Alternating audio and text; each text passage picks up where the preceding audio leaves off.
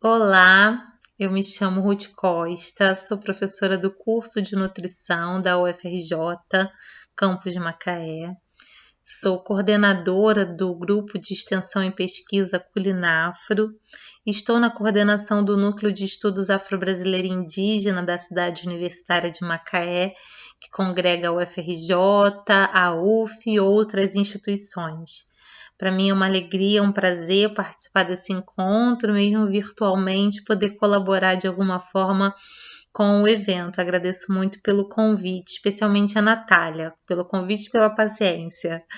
Eu sou da primeira turma de cotas raciais da UERJ, então minha entrada nesse espaço de produção de conhecimento a partir da ciência se dá por meio de uma política pública, que é a política de ações afirmativas, mas também pela luta de um movimento social que entende que as desigualdades raciais no Brasil precisam de alguma maneira serem reparadas, amenizadas, minimizadas, e o espaço da educação se apresenta como potência nesse sentido. Mas também a minha entrada e a minha caminhada na UFRJ, onde eu vou lá no final, né, dizer para vocês o trabalho que eu tenho desenvolvido com uma comunidade remanescente de quilombo da região norte fluminense, marcar esse diálogo entre a cultura, a alimentação e a negritude. Bom, esse início da trajetória na universidade me revela que existe uma promessa falsa e vazia, né, de pertencimento à intelectualidade branca, e que as diferenças raciais não são tão relevantes assim. É como se o espaço de produção de conhecimento, a universidade, não fosse um aparelho institucional que serve ao Estado e que o Estado reproduz ou produz lógicas que vão alimentar alguns nos espaços de poder em detrimento de outros. A gente está falando, né, o que eu quero dizer é que não existe essa neutralidade que o discurso muitas vezes apela. E aí o Abdias Nascimento, um autor importante para a gente ler, vai desconstruindo esse discurso sedutor, por vezes poético. Porque sim, há uma diferença racial relevante, tanto na ocupação dos espaços de poder e decisão, na produção do conhecimento, né, em todas as esferas institucionais e estruturais da nossa sociedade. Isso é o que Abdias chama, né, mais uma vez reforçando, de mito da democracia racial. Eu acho que a leitura a respeito desse tema é super importante e valiosa para a gente desconstruir esses sofismas, né, essas narrativas que têm uma força de verdade, uma força de universalidade e neutralidade. Acontece que em algum momento a pessoa negra, e nós somos negros não só pela cor da pele, mas nos tornamos no sentido de nos entendermos pessoas negras dentro de um contexto, uma estrutura que nos dá como único privilégio nos tornar brancos, né? Mais uma vez trazendo Abdias para essa conversa. E a gente vai entendendo ao longo do tempo toda a trajetória de alienação que nós somos postos, seja a partir da educação, do sistema educacional, quanto dos espaços de comunicação e produção literária. Isso é o que Frantz Fanon vai chamar de fissura narcísica, quando a gente rompe, de fato, com essa ideia, né, fantasiosa, ilusória a respeito de quem nós imaginávamos como as pessoas nos viam, né? A gente rompe isso e percebe, de fato, onde nós estamos posicionados socialmente. E a gente também faz um movimento de repensar esses valores coloniais que são introjetados ao longo da nossa trajetória como pessoas, nessa lógica, na nossa trajetória, acadêmica, de nos pensar enquanto pessoas negras nesse mundo. Essa alienação, né, que eu menciono não é um problema do indivíduo, é um problema social. A sociedade brasileira é construída a partir de uma sociedade que se estrutura pela desumanização do sujeito negro. E isso também está associado diretamente à acumulação de capital.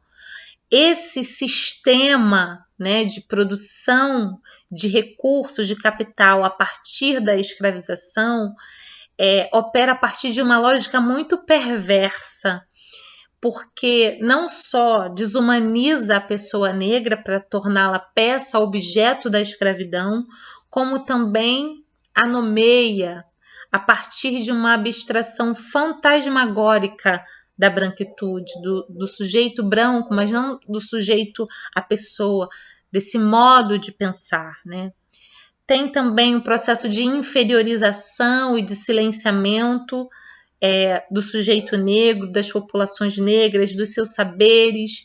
E aí a gente pode trazer à memória recursos de violência mesmo, como mutilação dos corpos, mutilação da língua, da boca, como esse órgão sagrado que anuncia a palavra, que confere o lugar de existência, né? Trazendo aí Conceição Evaristo, que fala sobre o pertencimento que acontece a partir do enunciado da palavra, né? E trazendo Grada Quilomba, trazendo Sandra Aidê Petit, para a gente pensar o quanto é importante poder falar, mas não só falar, ser ouvido, né?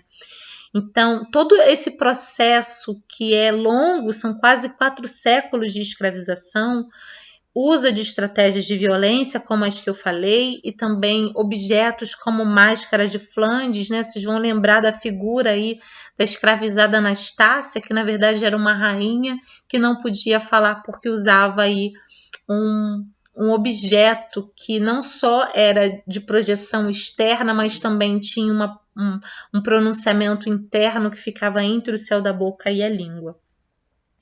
Todo esse aparato, né, esse processo de estabelecer um senso de mudez da pessoa negra é uma estratégia muito perversa que vai direto, né, atua diretamente com o enunciado, com o ser, com o pertencer. A gente está falando também que esse silenciamento acontece quando a branquitude se coloca no lugar de autoridade, de narrar, de pensar e narrar desde o seu lugar, sem fazer para isso um recorte racial, né? Sem se intitular enquanto sujeitos brancos e, na verdade, estabelecer uma narrativa que supostamente é neutra em relação à raça, né? E universalizar a sua palavra, o seu conhecimento e a experiência humana. Esse é um processo muito perverso e ainda muito vigente no Brasil, e é preciso disputar esses espaços de narrativa, fazer como Freire nos chama, fazer as denúncias e também propor anúncios, né, possibilidades, esperançar, nutrir o nosso coração e a nossa mente de esperanças. Quando eu trago, né, que esse sistema do capital, a acumulação do capital, nasce nesse processo de escravização, opera a partir de uma perspectiva econômica, sim, mas, sobretudo, o sistema do capital apela para a produção de subjetividades. E isso a gente precisa trazer antes de chegar lá na cozinha, né? A gente está entendendo que o agenciamento das subjetividades introduz e mantém os valores próprios do capital. Isso aumenta a eficácia do sistema do capital e mantém de forma naturalizada as desigualdades de realidades, né? Isso tudo está condizente com os seus ideais. E aí, né, não dá para pensar em todo esse processo da cozinha que vai atravessar a humanidade, que vai, de fato, trazer as desigualdades de raça, de gênero e classe à tona, sem considerar que existe um sistema político e um sistema cultural próprios e condizentes com os valores do capital, que vai manipular aí os símbolos, né, os regimes semióticos para manutenção das desigualdades e dos grupos dominantes nos espaços de poder. Quando eu falo isso, é para a gente pensar o quanto as narrativas em relação às produções, ao conhecimento, à história da população negra é tomada, é silenciada quando vozes brancas se colocam nesse lugar, né, de falar em nome de, né, trazendo o que a Grada Quilomba vai chamada infantilização, como se nós não pudéssemos falar sobre nós mesmos, como se não produzíssemos tecnologia, técnica, saberes, conhecimento e memória suficientes, né, ou adequados a expor o conhecimento. Por quê? Porque também há um apelo para uma ideia distorcida de educação e de conhecimento desde uma perspectiva ocidental que cerceia, que banaliza, que marginaliza tudo que não que não se encaixa naquela referência. E aí, outra possibilidade dentro do processo de formação e de educação é que a gente seja conformado, né, para atender a padrões, né? E isso é uma questão que a gente precisa romper. Então, para pensar a cozinha, né? A cozinha e a alimentação, e aí eu faço uma pergunta para vocês, né? Seria cultura alimentar alguma coisa à parte da cultura? Ou a alimentação já não faz parte da cultura em si? Seria outro conceito? Seria outra dimensão? Só uma pergunta, eu vou deixar no ar e vou seguir com a minha fala, né? Então, eu, enquanto mulher negra, vou estudar a cozinha doméstica e a comida e os atravessamentos a partir da raça e do gênero. Eu não posso e não me interessa transcender a mim mesmo ou apontar algum tipo de neutralidade. Eu sou parte dessa matéria que eu narro, que eu enuncio, e somente a partir dessa experiência que eu tenho enquanto pessoa, dessa situação racial, cultural e de formação a quem eu pertenço, que eu vou interagir nesse contexto mais ampliado e poder enunciar esse lugar da cozinha, né? A cozinha, e aí eu vou falar da cozinha brasileira de matriz africana, mas sobretudo dessa cozinha, né, dessa cozinha e dessa comida quilombola, que é o espaço onde eu tenho me dedicado mais a estudar, a fazer reflexões e a trazer possibilidades outras de refletir sobre a vida, né, e sobre a alimentação. Bom, a cozinha para as comunidades tradicionais, ela é um espaço onde há, evidentemente, né, uma relação desigual de gênero.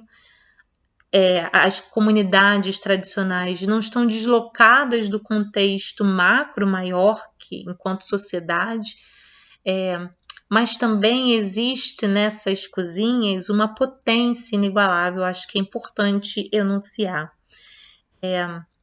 Existe uma relação da cozinha com o espaço de produção do alimento, mas também a gente encontra uma dimensão muito linda que é o espaço de cuidar e curar. Não estou dizendo isso a partir de uma perspectiva romantizada.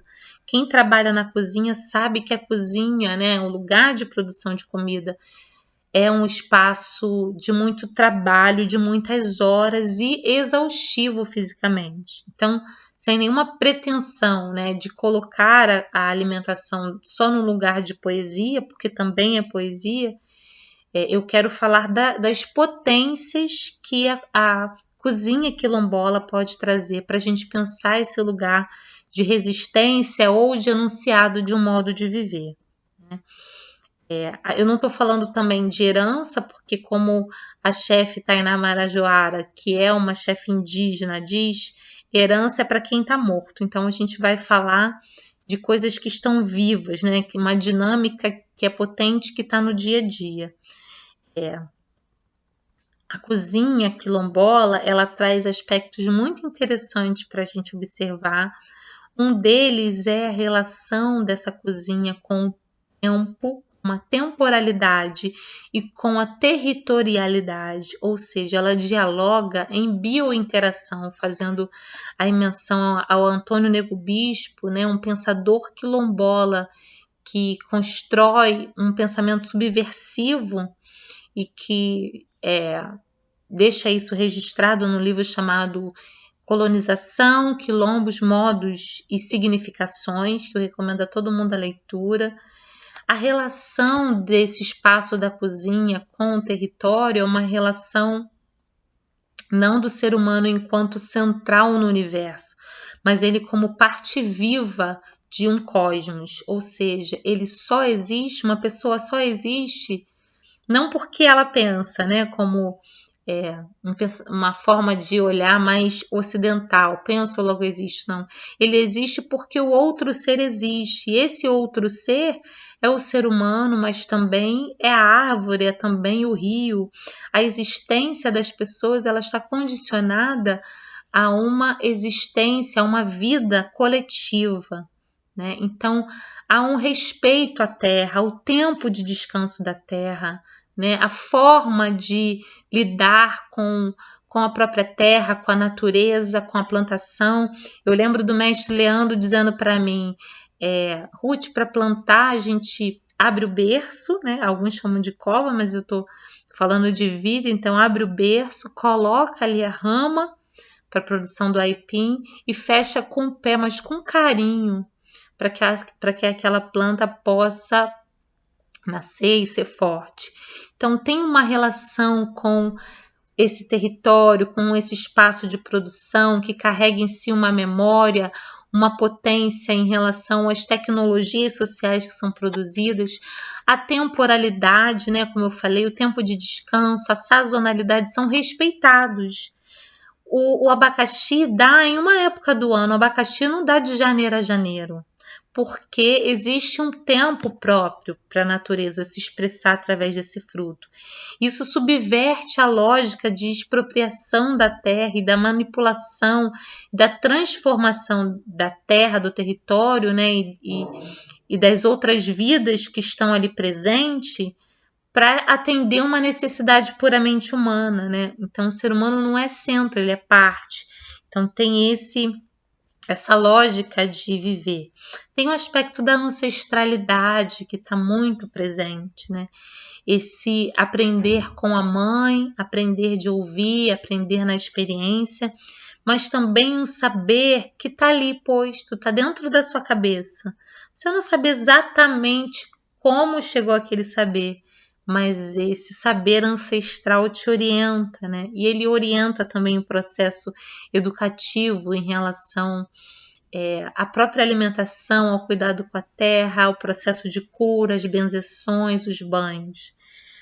Tem aí também uma visão politeísta, né, como diz Nego Bispo, que marca a organização desse espaço, né, um entendimento que existe divindade em todas as coisas. Há uma divindade no sol, na chuva, na terra, né, tudo está permeado por essa divindade que rege a vida, que rege a combinação dos alimentos no prato. Tem também esse saber, que é esse saber orgânico, que é esse saber da experiência, de lidar, de observar, de atentar. E, por fim, há também na comida, há também na cozinha um espaço de enunciação, de denúncia e anúncio, né? Quando a gente ouve os pontos de jongo, que é uma expressão de cultura dessa comunidade onde eu trabalhei, comunidade remanescente de Quilombo Machadinha, vários pontos de jongo usam a comida como a linguagem para falar sobre, com potência a respeito de injustiças, de esperanças, né? Então tem um ponto que eu vou encerrar, né, essa fala, que diz o seguinte: eu não sou milho que me soca no pilão, todo dia, bunski bumbum, todo dia, bunski bumbum. Eu não sou daqui, sou de lá.